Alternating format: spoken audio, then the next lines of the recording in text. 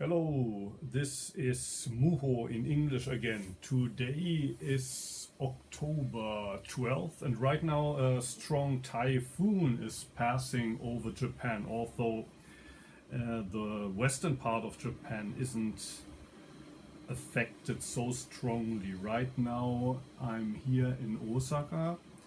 The people up there in Antaiji did the threshing of the rice yesterday to avoid getting the rice all wet again by the rain. And it's hopefully gonna be enough rice for the next year until next autumn.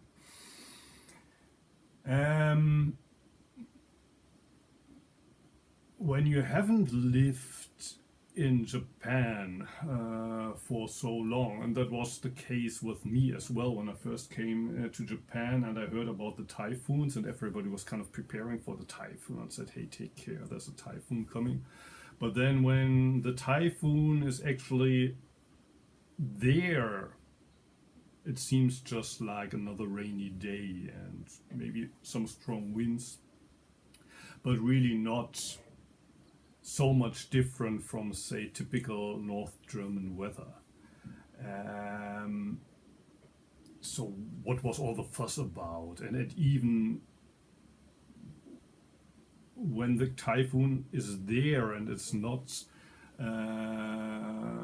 so strong as everybody said it would, there's as few people on the street. So right now it's 11 a.m. in Osaka and I see few people on the streets, although it's basically only raining. So what is all the fuss about, you might wonder. But every couple of years, I would say, well, in Antai it was maybe once a decade or so, you experience a typhoon that's really serious and maybe it blows away a roof or it washes away the roads.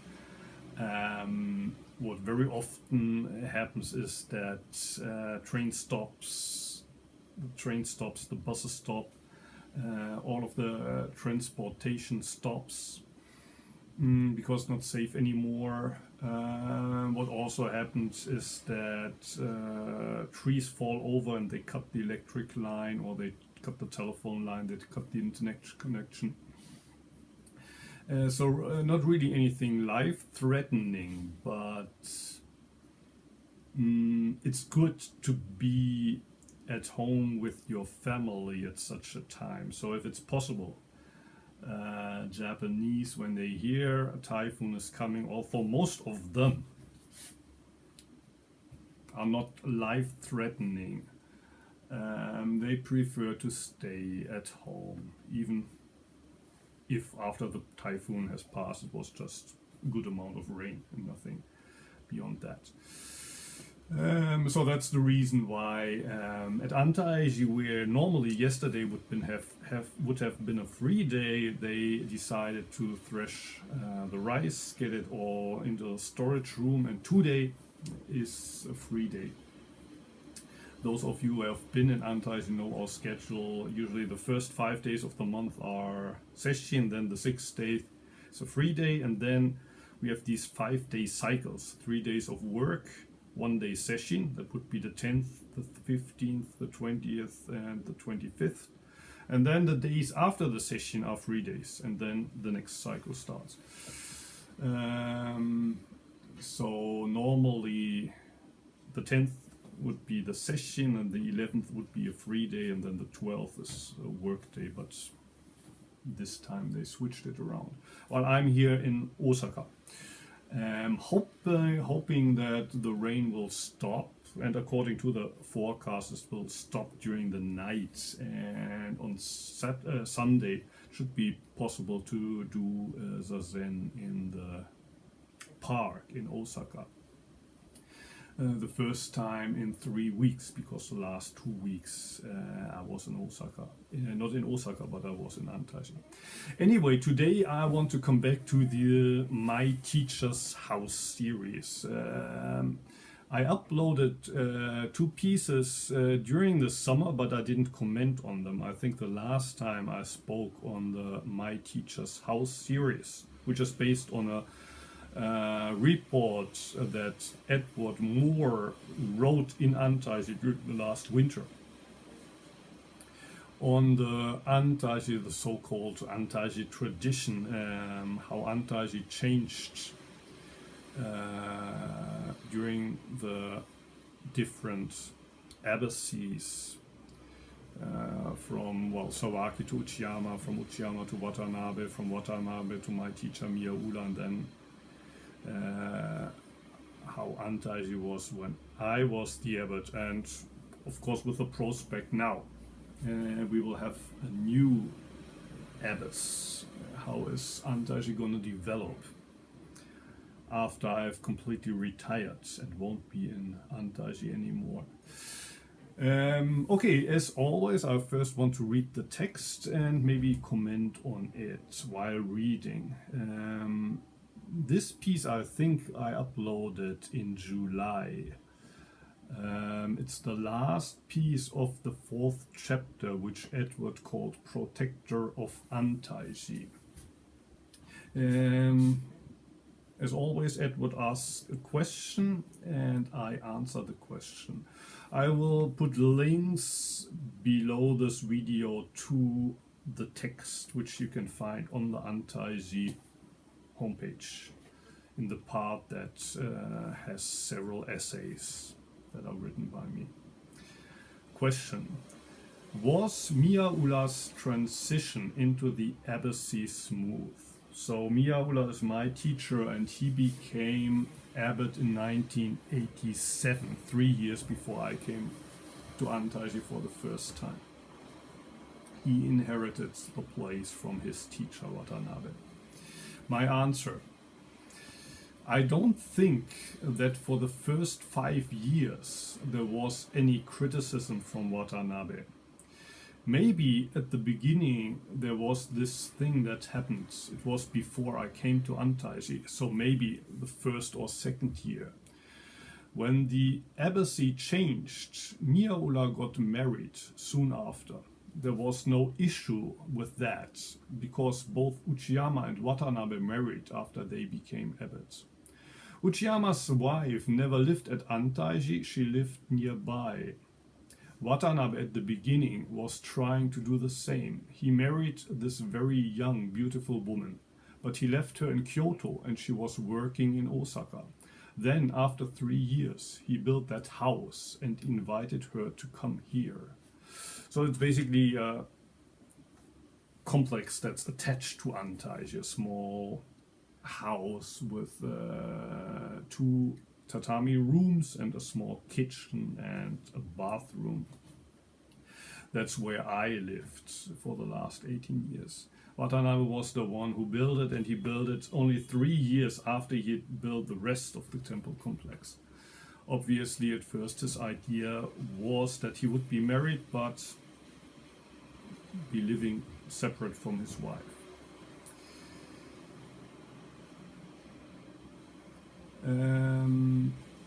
He left in Kyoto and she was working in Osaka. Then after 3 years he built that house and invited her to come here. But for 3 years he had been thinking about that step and whether a woman should be here in the first place. With the Italians, so that's 6 students who came here around the year 1980, so 10 years before me. After Antaiji had moved from Kyoto to the present location to study with Watanabe, they came pretty soon, 3 years after he had moved the place. With the Italians, although they came with their girlfriends, so 3 male Italians, 3 female Italians, they were sent back after 2 years, only the girlfriends. The 3 guys stayed for 6 or 7 years. So it was like the opposite for them. with the three Italians, at first, obviously, they were allowed to come with their girlfriends, but then shortly after Watanabe invited his wife to live with him, he sent the three Italian women home. With Miyaula, his wife was here right from the start. I don't know how it was in the beginning, but it seems that two of the students that had come towards the end of Watanabe's embassy and stayed with Miyaula had the feeling that the wife was giving them orders. She was too much involved in the kitchen. Tenzo work is the work of a Zen monk, so why should the wife appear in the kitchen? I don't know what she was doing exactly, but one of the students told something to Watanabe, and Watanabe got angry at Miyaula. He said, keep the wife out of Antaiji. She can live there but has no business with the practice. After that, she just came for team meetings. So Edward always, he seems to prefer that spelling team meeting. For me, it was always tea meeting, so a meeting where you also serve tea, but it's also a meeting of the team, so either way, tea meeting or team meeting. My teacher's wife, after that, she came only for these tea meetings, which are usually held after dinner at 5:30 before the evening sitting. It's a 10-15 minute meeting where everything is discussed that happened during the day and the plans are made for the next day. She had her own little vegetable garden and would sometimes bring stuff to the kitchen. It seems that there was this conflict about the role of his wife. But after that, there was nothing. Watanabe was living in Italy and maybe visited Antaiji a few times. So I don't give the names here, but when Watanabe retired in 1987, he told almost all of his students to also leave Antaiji, to not obstruct the new abbot, except for my teacher Miyaula and two of his last students that ordained only shortly before Watanabe retired. And this led to a problem that I could imagine often happens when a teacher in a sangha changes, and there's some of the older or newer students that stay, but their loyalty originally is with their former teacher. So the new teacher for them is a Dharma brother. It's their brother, but it's not their teacher. So there is almost unavoidably this comparison between, well, our teacher said this, but now our brother says something different. He tries to do something different.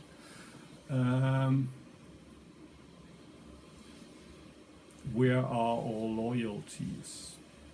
And there's this famous teaching at Antaiji that I've been mentioning all over again, like, you create Antaiji,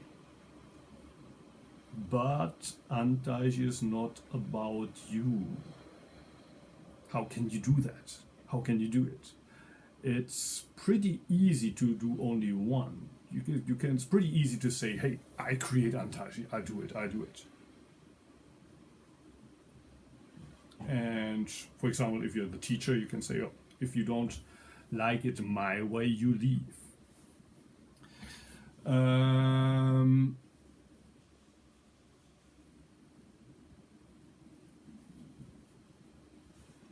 But then you cannot be accommodating to a lot of people.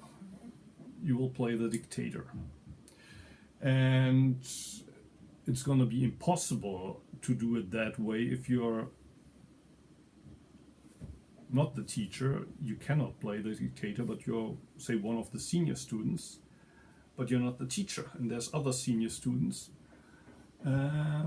So you have to also realize you're not the center of Antaiji.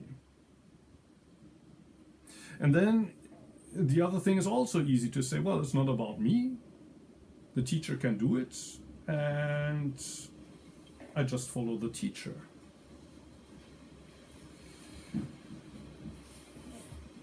But that's not enough either. You have to take responsibility for your practice and for everything that's happening at Antaiji, because it's all connected to your practice. There is not this frame that's here, that's I'm taking care of my business, that's my practice here, and you take care of your business. Sangha life is not like that. It's all part of your business. It's all part of your business, but it's not about you. And one time when this conflict becomes especially intense is when a teacher changes and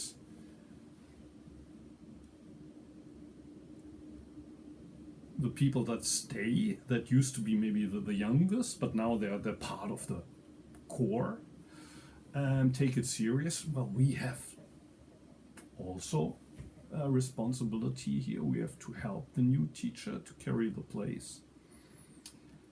But they realize that, well, their ideas of how the thing should be run, how it should look like, or two years ago it was like this, now it's like that. That's not how it's supposed to be. That's not the Antaiji we know.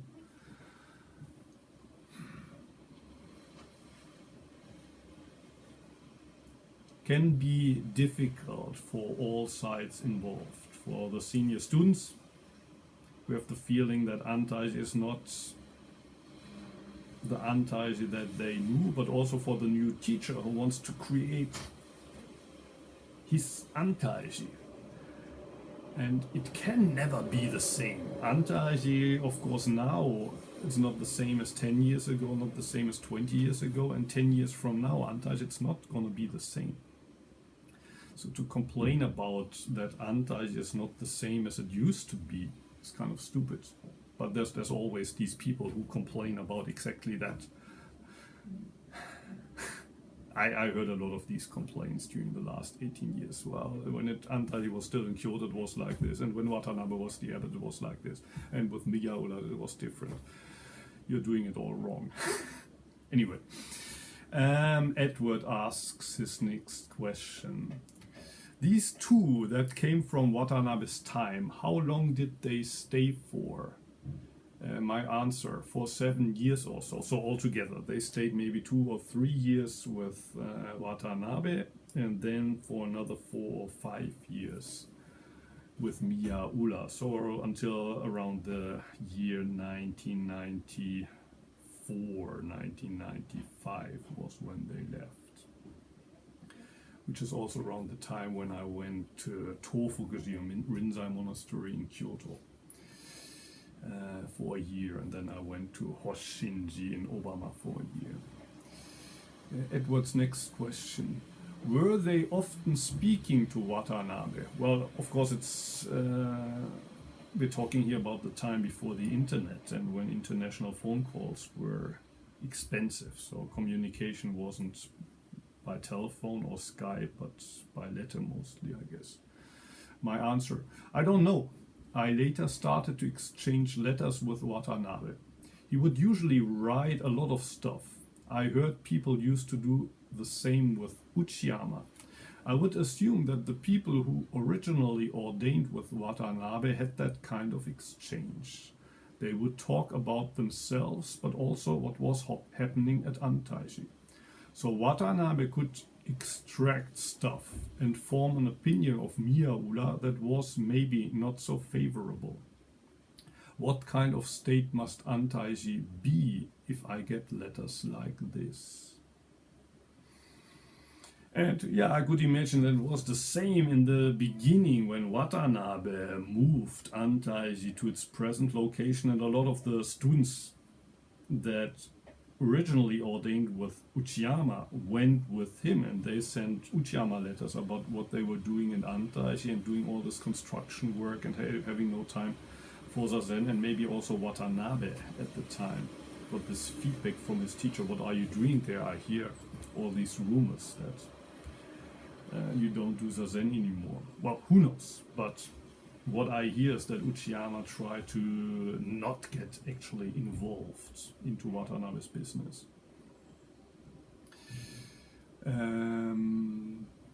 These two guys, were they confrontational? My answer: one of them had quite a mind of his own. Age-wise, he was not so far from Miyaura. Miyaura didn't really see him as an equal, but he was avoiding confrontation there. Quite often he just let him have his way. Well, for Miyaura, it was now his students, but for the person himself, Miyaura was just a Dharma brother. Actually, that person is the guy who recommended that I should go to a Rinzai temple in 1995. Because he had come originally from Rinzai monastery, where at least he thought he had this Kensho experience. So he thought he was enlightened, but he tried to, well, deepen that enlightenment at Antaishi. But he had this kind of filter on where he kind of looked at people and say, well, this guy is not enlightened yet. And more or less, or everybody fitted into that category, and that the feeling that this Dharma brother of mine had the feeling that even the new abbot wasn't really as enlightened as he was, which explains part of this confrontation there. An enlightened student under a not enlightened teacher. That's conflict. It's material for conflict. Edward's next question: how long was he with Watanabe before? My answer: maybe 3 years or so. Edward: when you first came here, how long had Miyaura been abbot for? Muho: 3 years. Edward: was it these two guys who suggested you go see Watanabe in Italy? Muho: yes. Especially the older, the one from the Rinzai background. So when I came in 1990, I was 22 years old. I hadn't finished university yet, so I stayed for only 6 months, and then in the spring of 1991, I went back to Germany. But they told me that Watanabe had lived in Italy at the time with his Italian students. And they said, well, if you're going back to Europe, you should see our teacher. Why would you study with a new abbot of Antaishi if you can have the old abbot there in Italy? Muho: yes, especially the older. But the other one was pretty loyal to Watanabe as well, like you would be talking about the abbots. But then in the middle of the conversation, you would have to ask if it was the present abbot or the former abbot. So they were kind of having this discussion in the winter, maybe around the stove, and the topic got to the abbot, and then somebody says, which abbot are we talking about?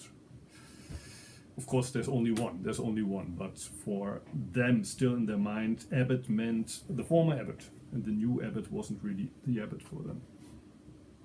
Sometimes it turned out they were talking about Watanabe. They still called him abbot, or dojo-san, as we say in Antaishi.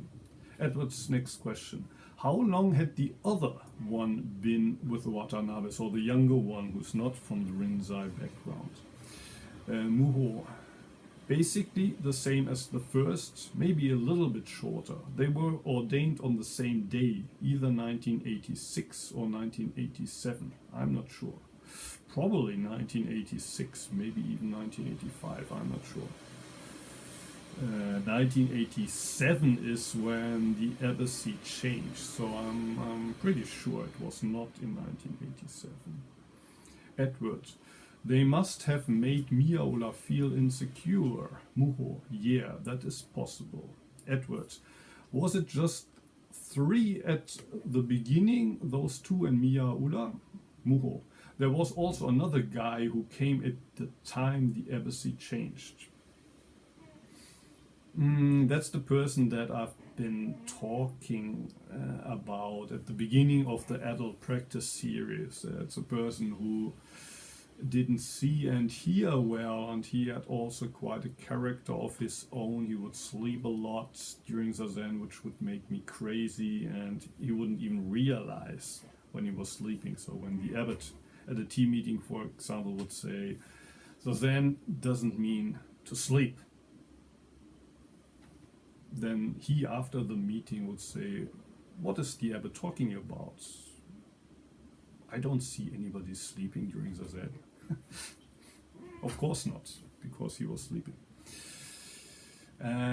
Edwards, before you came, had many people been and gone? Muho, Antaiji had been on TV once, and there were probably 10 young Japanese that came who had seen that program, but they soon left. There was only one that stayed who got Dharma transmission from Miaola at the time, so out of these 10 that came after seeing the TV program. At the time, when there was 12 people, things seemed like they were going well. So that was right after the program, but most of these people left during the first year. So when I came in 1919, it was the abbot, 4 monks, and then myself. So 6 people, including myself.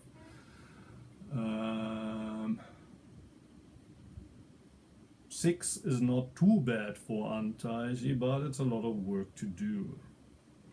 But there were times after I became the abbot where it was only me and another guy and my wife.